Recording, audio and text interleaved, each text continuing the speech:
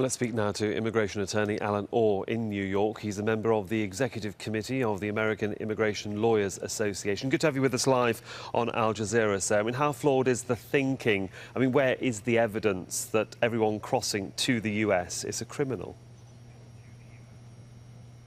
Well, there is no evidence. I mean, as a matter of fact, people who are crossing asking for asylum is a legal way to enter the United States. It's one of the many options for becoming part of the fabrics that make America great. So they're not illegal, and filing for asylum is not illegal. Asking for asylum is not illegal. So none of those individuals who are now categorized as illegal intending immigrants are illegal right now. They're all seeking asylum.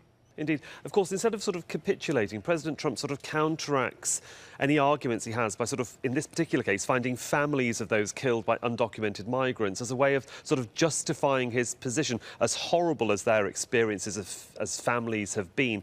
It's sort of a grotesque way of not really wanting to lose the argument. Well, it's more the theater of our president, more of this sort of reality show television. It's basically a stunt, because in these cases, those individuals who have lost a loved one are victims, and those individuals at the border are also victims. But in this case, it is the president who's making the individuals at the border victims by separating the families and not allowing them to come into the United States using the asylum system. Alan, just bear with us for a moment, because I want to just bring in a little bit more of what the president had to say at that press conference with the Angel families. Let's just listen to what he had to say. These are the stories that Democrats and people that are weak on immigration, they don't want to discuss, they don't want to hear, they don't want to see, they don't want to talk about. No major network sent cameras to their homes or displayed the images of their incredible loved ones across the nightly news. They don't do that. They don't talk about the death and destruction caused by people that shouldn't be here. Alan, in this particular case, perhaps pulling on the heartstrings of the American public with regard to Angel families, but also indoctrinating to a certain extent the fear factor, the issue that Americans across the country should be afraid of what's going on at their borders. Well, or afraid of intending immigrants, which shows that basically people who are either first-generation immigrants or first-generation Americans from immigrants or immigrants themselves have a lower crime rate. So those statistics just aren't true based on history and all the studies that are out there, from a conservative liberal group all the way to, pretty progressive groups. Those numbers just don't bear out. But more so, what's important about sort of having these families there, they probably did get some news stories, but what wasn't part of the story was that these factors of the immigrants involved in the accident, because it wasn't inherent to the crime.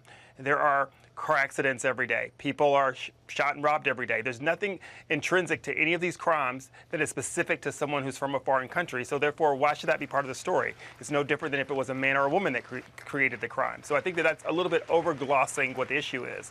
But in this story today that you're sort of covering, and they were looking for a solution for the many undocumented individuals that are here, the DACA population, those students, in order for them to qualify for DACA, they have to have had no criminal record at all. So why are we not talking about that class of individuals that are here that deserve a remedy under due process of our laws? But of course, what President Trump does say really does appeal to his base, does it not? And therefore, is he just really trying to keep his base happy? Or is he still genuinely trying to bring the whole country on side, even if a large majority of his own supports isn't really there?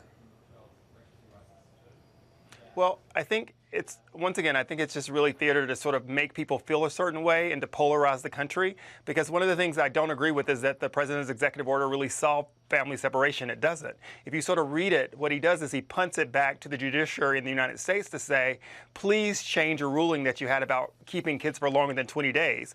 So in 19 days from today, we'll decide if his executive order really did something or if it did nothing at all. And now we just have family jails where they're holding people indefinitely against the law of the land currently under the Flores Agreement. So I think that it's just part of theater, keeping people polarized, while he undergirds all of immigration with these sort of wild variants of saying, you're more likely to be hit by an immigrant for crime, they're bad, they're coming here to take things.